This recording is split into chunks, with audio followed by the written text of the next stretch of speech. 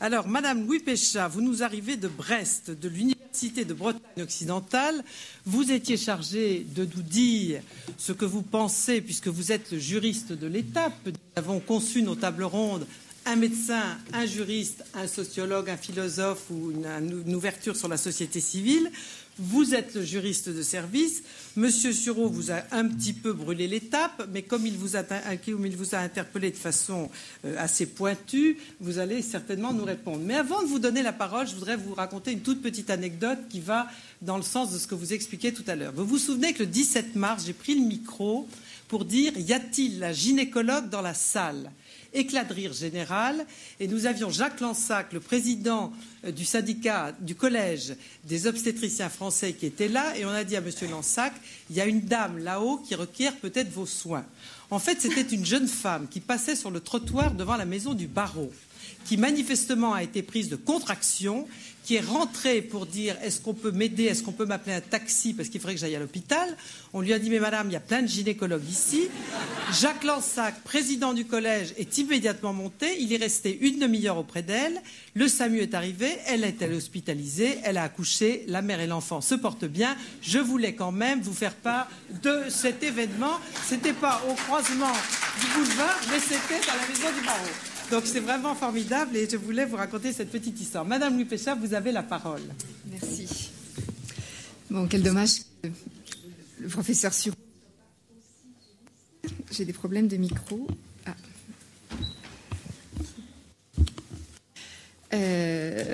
Parce que effectivement, je crois que ce qu'il nous apporte pourrait nourrir notre réflexion bien au-delà de ce que nous, juristes, nous sommes peut-être capables de faire. Alors, le moins qu'on puisse dire, évidemment, c'est que nos sociétés occidentales contemporaines appréhendent l'être prénatal, j'emprunte l'expression au professeur Sureau, d'une façon paradoxale. Depuis l'autorisation de l'avortement, qui accordait à la femme un pouvoir considérable sur la vie du fœtus, la rupture est pratiquement consommée avec la culture juridique qui était fondée sur les valeurs de l'Église catholique, qui protégeait de façon radicale l'enfant à naître. Pourtant, et c'est le paradoxe, la découverte des aptitudes merveilleuses du fœtus, la prise de conscience de l'influence de la vie intra-utérine sur sa vie future, les progrès de l'imagerie médicale, l'importance attachée à la grossesse dans la vie des femmes, parce que c'est un événement beaucoup plus rare aujourd'hui, et bien sûr la moindre probabilité que cette grossesse soit prématurément interrompue, tous ces éléments-là convergent pour encourager les parents à entrer dans une relation affective précoce avec ce petit être, de telle sorte que toute interruption de ce processus vital, qu'elle soit spontanée ou provoquée, volontairement ou non, pourra être analysée, pourra être vécue comme la perte d'un enfant. Et quelques affaires récentes que M. Sureau évoquait ont montré avec quel acharnement des futurs parents ayant perdu leur fœtus pouvaient demander la reconnaissance de l'humanité de ce fœtus, soit en réclamant des sanctions pénales contre le responsable de sa mort, soit en réclamant l'inscription à l'état civil de fœtus morts-nés à un stade extrêmement précoce de leur développement. Alors parallèlement, M. Sureau nous l'a expliqué, les progrès de la médecine conduisent à considérer le fœtus comme un patient à part entière, distinct de la femme qui le porte. Et ce patient va pouvoir bénéficier d'un diagnostic prénatal et même parfois, encore trop peu souvent, hélas, de soins in utero. Donc paradoxe.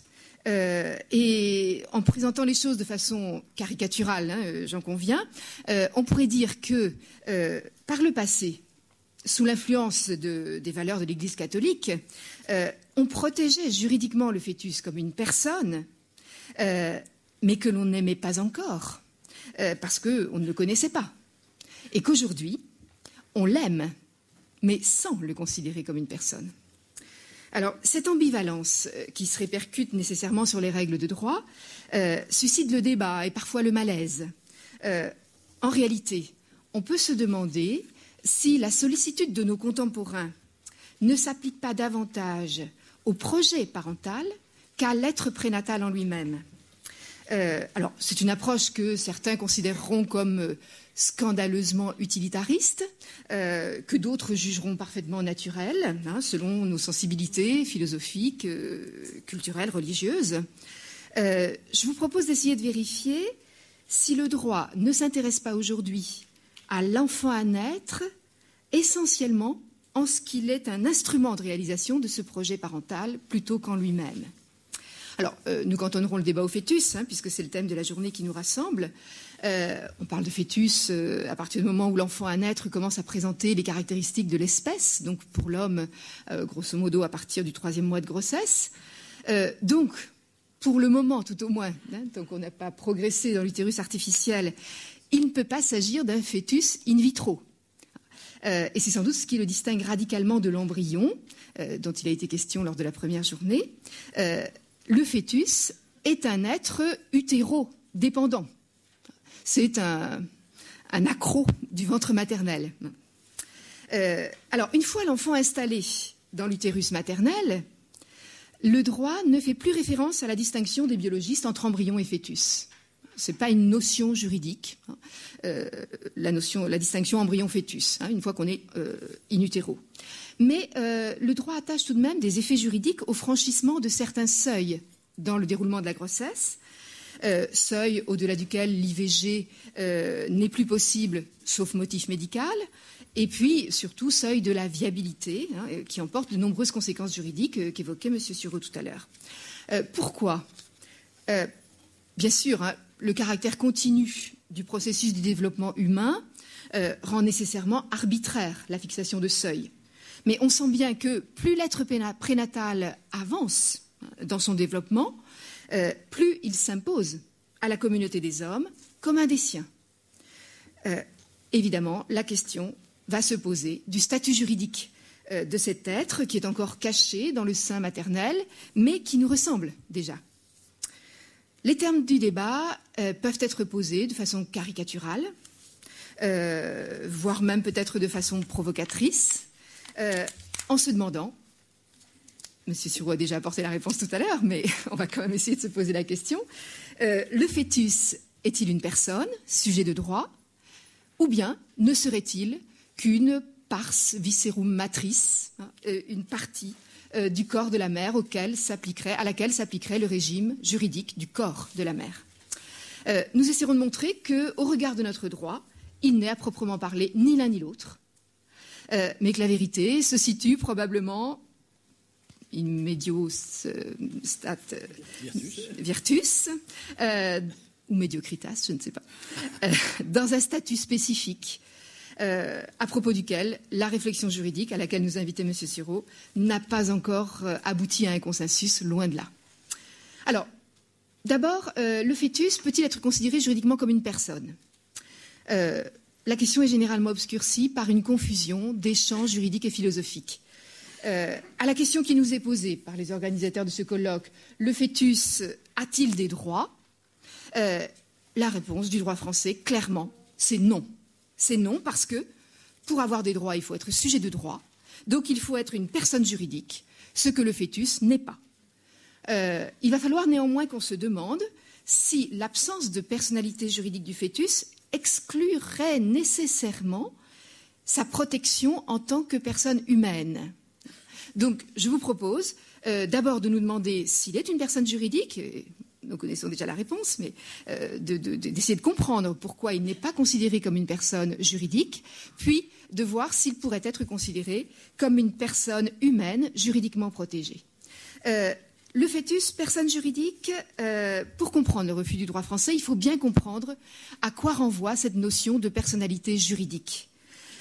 La vie juridique, c'est une vaste scène sur laquelle évoluent des acteurs qui doivent être identifiés comme tels. C'est une construction, c'est une fiction du droit qui sert à désigner les individus autorisés à jouer un rôle sur cette scène, les individus qui vont pouvoir se prévaloir de droits subjectifs, qui vont pouvoir agir en justice pour défendre leurs intérêts, en étant éventuellement représentés, bien sûr, qui vont pouvoir conclure des actes juridiques, qui vont avoir un patrimoine, etc. C'est donc, selon l'expression de M. Murat ici présent, une notion qui est plutôt orientée vers l'action, vers l'interaction entre sujets de droit. Il faut la distinguer de la notion de vie humaine ou d'être humain. Le fœtus, et là je rejoins tout à fait ce que disait M. Sureau, incontestablement, le fœtus est un être de nature humaine, doté d'une vie humaine, mais cela ne préjuge en rien de l'attribution de la personnalité juridique à son profit. Il faut bien aussi distinguer la notion de personne juridique du concept philosophique d'homme ou de personne humaine, qui a, lui, une dimension ontologique et qui, par conséquent, ne se décrète pas. Il n'appartient pas au droit de dire qui est une personne humaine, qui n'en est pas. Mais en revanche, il appartient au droit de dire qui est un acteur de la vie juridique. La personnalité juridique, d'ailleurs, vous le savez, est reconnue à des entités qui n'ont rien d'humain, qui sont les personnes morales. Reconnaître la personnalité juridique au fœtus, ce serait faire de lui un acteur de la vie juridique, lui attribuer un patrimoine, la possibilité d'agir en justice via des représentants, alors même que son existence peut demeurer complètement secrète au sein du ventre maternel. Ce serait lui reconnaître des droits subjectifs, opposables éventuellement à sa mère, et le droit français, comme l'ensemble des droits occidentaux, refuse d'entrer dans cette logique qui conduirait nécessairement à une impasse, l'impasse de la confrontation de droits subjectifs concurrents dans un espace où ils ne peuvent pas s'exercer. Imaginez ce que pourrait donner le procès fœtus X contre Madame X. Absurde. Dans l'ensemble des pays occidentaux, seul le fait de naître vivant fait de l'enfant une personne juridique, donc un sujet de droit. La France, M. Sureau le signalait à juste titre, la France y ajoute la condition de viabilité à la naissance. Un enfant qui naît vivant, mais sans avoir atteint le degré de développement suffisant pour lui permettre de vivre de façon autonome, cet enfant-là ne sera pas considéré comme ayant été une personne juridique pendant le court temps où il aura vécu en dehors de l'utérus, enfin en dehors du ventre maternel. Et ça, cette exigence de viabilité à la naissance est effectivement une originalité du droit français. Elle est déduite des dispositions du Code civil qui conditionnent certains droits à la viabilité de l'enfant. Le droit d'hériter, le droit de faire établir sa filiation en justice. Alors, cette présentation classique, selon laquelle la personnalité juridique supposerait une naissance vivant et viable, cette présentation est parfois contestée sur la base d'un principe général du droit tiré de l'adage romain, dont vous avez sans doute tous entendu parler, infans conceptus pro nato habetur, quoties de commodis eius agitur. L'enfant simplement conçu est réputé né à chaque fois qu'il y va de son intérêt. Ce principe, là encore, est déduit par la jurisprudence de quelques dispositions du Code civil en matière de libéralité et de succession, qui vont permettre, par exemple, à un enfant simplement conçu d'hériter d'une personne décédée pendant la grossesse, de son père, par exemple, décédé pendant la grossesse, à condition, toutefois, que cet enfant naisse un jour vivant et viable. On doit donc évidemment attendre le résultat de la délivrance pour partager l'héritage. Sur le fondement de ce principe, la Cour de cassation a par exemple reconnu à un enfant simplement conçu le droit d'être pris en considération pour le calcul du montant d'un capital décès dû au décès de son père qui avait souscrit un contrat d'assurance sur la vie. Alors, peut-on déduire de cette règle une personnalité juridique prénatale ?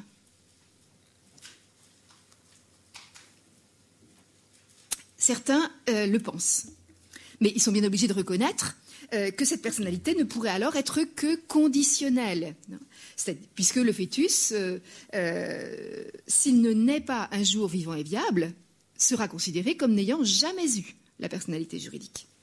Et en fait, pour la plupart des analystes, il faut plutôt considérer que la personnalité ne s'acquiert qu'à la naissance, avec effet rétroactif au jour de la conception, si c'est l'intérêt de l'enfant. Donc vous voyez le débat, personnalité acquise à la naissance avec effet rétroactif au jour de la conception, ou bien personnalité acquise dès la conception, sous condition que l'enfant naisse vivant et viable. Bon, voilà des débats dont les juristes font leur délice. Je ne suis pas sûre que ce soit très très important. Ce qui est certain, c'est que la règle infans conceptus ne peut pas avoir pour effet d'attribuer la personnalité juridique et des droits au fœtus si celui-ci ne naît pas un jour vivant et viable. Donc je pense qu'on peut considérer comme acquis que le fœtus, en tant que fœtus, n'est pas une personne juridique. Alors, là s'ouvre une nouvelle question, bien plus délicate et bien plus controversée, qui est de savoir si l'absence de personnalité juridique du fœtus impose nécessairement de le priver du bénéfice des dispositions qui protègent la personne humaine. Est-ce qu'il ne faudrait pas distinguer personne juridique et personne humaine juridiquement protégée? Pour les partisans de cette distinction, l'idée c'est que lorsque des dispositions juridiques affirment la dignité de la personne, l'article 16 que nous a cité M. Sureau tout à l'heure, et lorsque des dispositions juridiques protègent l'intégrité de la personne, ce n'est évidemment pas l'être juridique qu'elle vise, mais c'est l'être humain, fait de chair, de sang, de sensibilité et d'esprit. Pour aider à comprendre le raisonnement, si vous voulez, on peut essayer de faire un parallèle avec le statut de l'esclave. L'esclave n'était pas doté de la personnalité juridique, mais tout au moins dans les cultures d'influence chrétienne, il était quand même considéré comme une personne humaine. Et lorsqu'on tuait un esclave, on commettait un homicide, puni pénalement.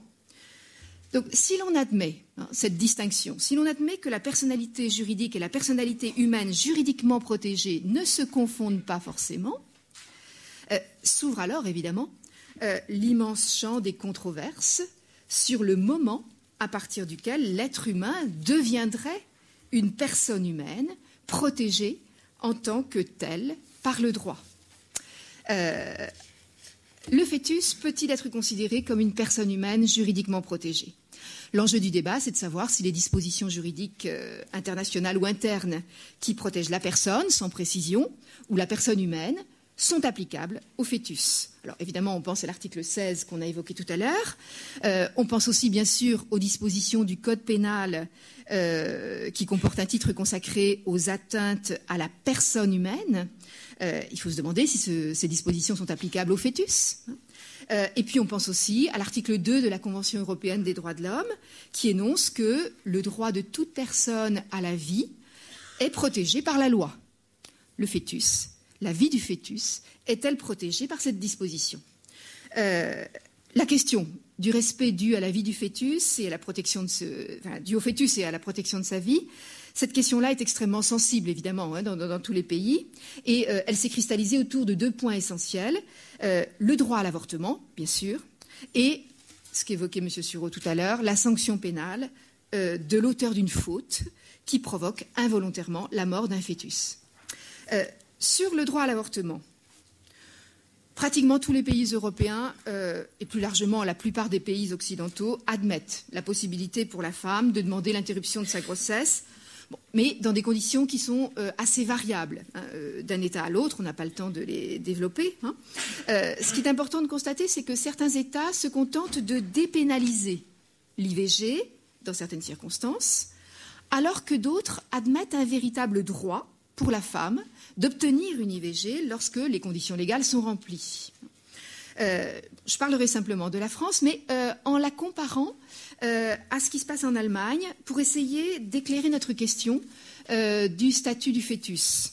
En France, bon, vous le savez, l'interruption volontaire de grossesse est autorisée jusqu'à la fin de la 12e semaine de gestation, sur demande de la femme qui invoque un état de détresse. Lorsque ces conditions sont remplies, l'interruption de grossesse est alors un droit pour la femme enceinte. Ce n'est pas simplement une dépénalisation, c'est un véritable droit. Cette IVG est également possible jusqu'au terme de la grossesse pour motif médical, soit en cas de péril grave pour la santé de la femme, soit lorsqu'il existe une forte probabilité que l'enfant à naître soit atteint d'une affection d'une particulière gravité, reconnue comme incurable au moment du diagnostic. En Allemagne, depuis 1995, l'interruption de grossesse ne peut être justifiée que par un risque pour la santé physique ou psychique de la femme. Cependant, la loi prévoit une exception à la sanction pénale en cas d'interruption pratiquée dans les 12 premières semaines. Donc vous voyez que la loi allemande distingue les situations où la femme a un droit d'obtenir l'interruption de grossesse risque pour sa santé psychique ou physique, et les situations où l'interruption n'est pas de droit, mais seulement dépénalisée, les cas d'interruption précoce. Remarquons aussi que depuis 1995, en Allemagne, l'interruption ne peut plus être demandée en raison des affections dont le fœtus est atteint. On a jugé que l'élimination des fœtus en raison des affections... Eh bien, je crois qu'il faut dire que lorsqu'une législation dépénalise l'interruption de grossesse, sans pour autant affirmer un droit à l'avortement, elle ne nie pas forcément la personnalité humaine du fœtus. La protection de la personne humaine peut passer par d'autres voies que la sanction pénale. Il en va de même lorsqu'une législation reconnaît un droit à l'interruption volontaire de grossesse en cas de risque pour la vie ou pour la santé physique ou psychique de la femme. L'obligation de respecter la vie d'une personne, en l'occurrence le fœtus, si on admettait que c'était une personne, peut très bien céder devant les intérêts essentiels contraires d'une autre personne, la femme. L'idée, c'est que le droit à la vie, si on reconnaissait que le fœtus dispose d'un droit à la vie, de toute façon, pourrait ne pas être absolu. Donc, la position allemande semble parfaitement compatible avec la reconnaissance d'une personnalité humaine du fœtus. La position allemande sur l'avortement semble compatible avec la reconnaissance d'une personnalité humaine du fœtus. Ça me semble beaucoup plus difficile à soutenir à propos de la position française, dès lors qu'en France, l'interruption est de droit, sans que soit nécessairement caractérisé un risque pour la femme. Et nous allons voir que la position française en matière d'interruption accidentelle de grossesse confirme cette idée que le fœtus ne peut pas être considéré comme une personne juridiquement protégée en droit français. Alors, vous connaissez le problème. Un fœtus meurt in utero, par exemple dans un accident de la circulation causé par un chauffard. Évidemment, dans ces cas-là, on insiste sur le caractère extrêmement condamnable de l'auteur, ou bien en raison d'une faute médicale pendant un accouchement. Et la question se pose de savoir si l'auteur de ces fautes peut encourir des sanctions pénales pour atteinte à la vie du fœtus. Alors, dans plusieurs décisions récentes qui ont été très largement commentées et critiquées, la Cour de cassation a considéré que la personne dont la faute était à l'origine de la mort du fœtus ou de l'interruption prématurée de la grossesse n'est pas susceptible d'être sanctionnée pénalement pour homicide involontaire. Et comme il n'existe pas en France d'infraction spécifique pour le fait de provoquer la mort d'un fœtus, l'intéressé n'encourt pas de sanctions pénales autres que pour les atteintes éventuellement causées à la mère elle-même. Et l'Assemblée plénière de la Cour de cassation a confirmé ce point de vue au nom du principe d'interprétation stricte des lois pénales. Pour l'Assemblée plénière, l'enfant à naître, embryon ou fœtus d'ailleurs, fait l'objet de dispositions spécifiques qui n'incriminent que les atteintes illicites volontaires à la vie prénatale. Et ces dispositions spécifiques pour l'Assemblée plénière excluent l'application des textes qui concernent les personnes. Pour la Cour, l'enfant mort in utero, quel que soit son niveau de développement, même s'il était à terme, n'a donc jamais été une personne au sens de la loi pénale. Il ne peut y avoir d'homicide involontaire que si l'enfant viable a vécu, ne serait-ce que quelques instants, hors du ventre maternel avant de mourir. Je vais avoir un petit mot. Voilà. D'accord. Cette position a suscité des réactions très très négatives d'une grande partie de la doctrine et provoqué la résistance de certains juges du fond. On a parlé de seconde mort de l'enfant conçu, on a parlé de néantisation de la vie, on a reproché à la Cour de cassation de confondre personne juridique et personne humaine, de priver de toute efficience l'article 16 du Code civil qu'on évoquait tout à l'heure. Et on a fait remarquer combien il pouvait être moralement choquant qu'un chauffard ivre tuant un enfant presque à terme n'encourt pas de sanctions ou n'encourt de sanctions que pour les blessures causées à la mère. Bon, alors, on n'a pas le temps d'entrer dans un débat sur cet arrêt de façon approfondie, mais moi je me rallierai à l'opinion qui est minoritaire, je dois le reconnaître, au sein des juristes, mais je me rallierai à l'opinion selon laquelle, en l'état des textes, la Cour de cassation ne pouvait pas faire autrement que de refuser l'incrimination d'homicide involontaire. Je vais passer parce qu'il faut passer, mais on aura peut-être l'occasion d'en parler pendant le débat. Je crois que l'intérêt protégé par les dispositions qui concernent l'interruption illicite volontaire d'une grossesse, ce n'est pas la vie du fœtus, c'est la santé de la femme, c'est sa volonté de mener à bien sa grossesse si on interrompt sa grossesse contre son gré. Donc il ne faut pas confondre l'infraction d'interruption de grossesse, dont l'objectif est de protéger la santé de la femme, et l'infraction d'homicide qui consisterait à protéger la vie de l'enfant à naître. La question a été posée jusque devant la Cour européenne des droits de l'homme, qui a été saisie soit sur le terrain du droit à l'avortement, soit sur le terrain de l'interruption accidentelle d'une grossesse. Et donc les requérants invoquaient une violation de l'article 2 de la Convention qu'on a évoquée tout à l'heure. Le droit de toute personne à la vie est protégé par la loi. Selon les requérants, le droit des États signataires concernés ne protégeait pas suffisamment le droit à la vie de l'enfant à naître.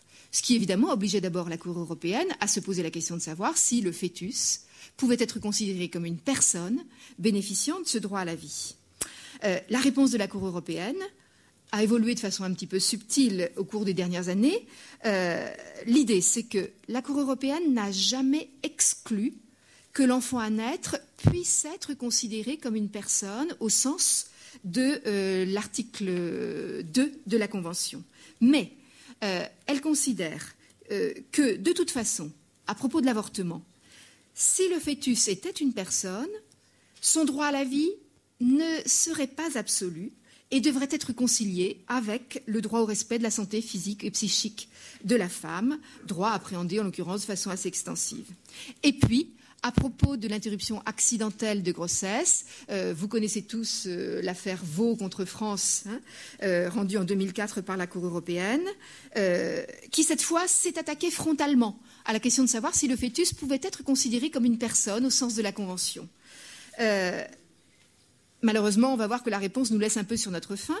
La Cour considère que, faute de consensus suffisant au sein des États membres, ainsi qu'au sein de la société française d'ailleurs, je cite, donc selon la Cour européenne, il n'est ni souhaitable ni même possible actuellement de répondre dans l'abstrait à la question de savoir si l'enfant à naître est une personne au sens de l'article 2 de la Convention, et que le point de départ du droit à la vie relève de la marge d'appréciation des États. La Cour européenne en déduit qu'il appartient à chaque État de se déterminer librement sur le point de savoir si le fœtus est une personne ou pas. Et donc la Cour européenne ne condamne pas la position française qui a refusé la sanction pour homicide involontaire. Elle ajoute en plus que, à supposer même que le fœtus puisse être considéré comme une personne, de toute façon, il serait suffisamment protégé par les dispositions qui prévoient une responsabilité civile et une sanction pénale pour atteinte à la mère. Donc vous voyez que pour la Cour européenne, la sanction pénale de l'interruption accidentelle de grossesse ne s'impose pas. Bilan sur cette première question. Le fœtus est-il une personne au regard du droit français ? Eh bien non. Il n'est ni une personne juridique, ni même une personne humaine juridiquement protégée. Alors, est-ce que ça voudrait dire qu'il ne serait qu'une pars viscerum matris ? J'ai une minute ? Une demi-minute. Ouh là là, bon. 30 secondes. Non. 2 minutes. Non, mais c'est parce que le temps passe à une telle vitesse. Je comprends, oui. Passionnant. Bon, dire que le fœtus serait simplement une pars viscerum matris, ce serait évidemment lui dénier non seulement toute personnalité, mais même lui dénier toute individualité. Alors, bon, on en parlera peut-être pendant le débat. Je pense que ce qu'on peut dire, c'est que pendant que le fœtus est vivant dans le ventre maternel, effectivement, on peut considérer qu'au regard du droit, il est quasiment une pars viscerum matris, parce que sa protection va être étroitement dépendante des décisions de la mère. Monsieur Sureau évoquait par exemple tout à l'heure le problème de mais je ne savais pas que ça suivait derrière. Merveilleux. Monsieur Sureau évoquait le problème de la césarienne imposée à la mère au regard du droit. Tant que l'enfant est dans le corps de sa mère, il n'est pas possible de pratiquer une intervention sans le consentement de la femme, puisque c'est une intervention sur le corps de la femme. Donc là, une dépendance extrême entre le fœtus et sa mère qui donc permettrait de considérer qu'il est une pars viscerum matris. En revanche, lorsque le fœtus est mort-né, aujourd'hui, on admet, et M. Murat qui est ici a beaucoup travaillé sur cette question et pourrait vous en parler mieux que moi, on admet de plus en plus qu'on doit reconnaître l'individualité de cet enfant mort-né à travers les actes de l'état civil, à travers la possibilité pour les parents de demander l'organisation de funérailles. Je voudrais juste, pour terminer, faire référence aux décisions de la Cour de cassation rendues le 6 février dernier, 6 février 2008, à propos de l'acte d'enfant sans vie. Vous savez que la Cour de cassation a admis que, quel que soit le niveau de développement du fœtus, les parents pouvaient demander l'inscription de ce fœtus à l'état civil par la rédaction d'un acte d'enfant sans vie. Ce qui évidemment pose énormément de problèmes parce qu'il n'y a plus de seuil minimum de développement pour la délivrance de cet acte d'enfant sans vie. Ça voudrait dire qu'au tout premier stade de la grossesse, ces parents pourraient demander cet acte d'enfant sans vie avec toutes les conséquences qui pourraient s'y attacher, dont on n'a pas encore mesuré exactement quelles elles sont, notamment au niveau des droits sociaux, congé de maternité, congé de paternité, suppléments liés à la retraite, en fonction du nombre d'enfants, etc. Donc, par ailleurs, autre incidence de cette jurisprudence de la Cour de cassation, c'est le problème du sort du corps du fœtus avorté prématurément. Le sort du corps, normalement, dépend de la possibilité de rédaction d'un acte d'enfant sans vie. À partir du moment où l'on peut désormais demander un acte d'enfant sans vie dès les tout premiers stades de la grossesse, la question va se poser de savoir si les parents vont pouvoir exiger la remise du corps afin d'organiser des funérailles, y compris lorsque ce corps est juste un tout petit, même un embryon, puisqu'il n'y a pas de seuil minimal posé. Bon, je suis désolée, je ne vais pas déborder du temps qui m'est imparti, donc je n'ai pas le temps de le développer. Simplement, je voudrais peut-être conclure en disant que pour le droit français, manifestement, l'utérus n'est ni une simple pars viscerum matris, ni une personne, mais évidemment un être humain qui doit être respecté. Simplement, la poursuite de son parcours de vie et la reconnaissance de son individualité sont cependant, dans une certaine mesure et une large mesure, laissées à l'appréciation de ceux qui l'ont conçu. Ce qui permettrait peut-être de considérer, dans la recherche de la troisième voie à laquelle nous invitait M. Sureau, ce qui permettrait peut-être de considérer que le fœtus pourrait être une personne par destination. C'est une expression suggérée par Xavier Labbé, notamment, évidemment dont le régime resterait à préciser. Personne par destination, mais dont j'aurais tendance à ajouter, dans ce cas-là, qu'elle serait une personne par destination affectée par ses géniteurs au service, je n'ose pas tout à fait dire et à l'exploitation, mais presque, au service de leur projet parental. Merci.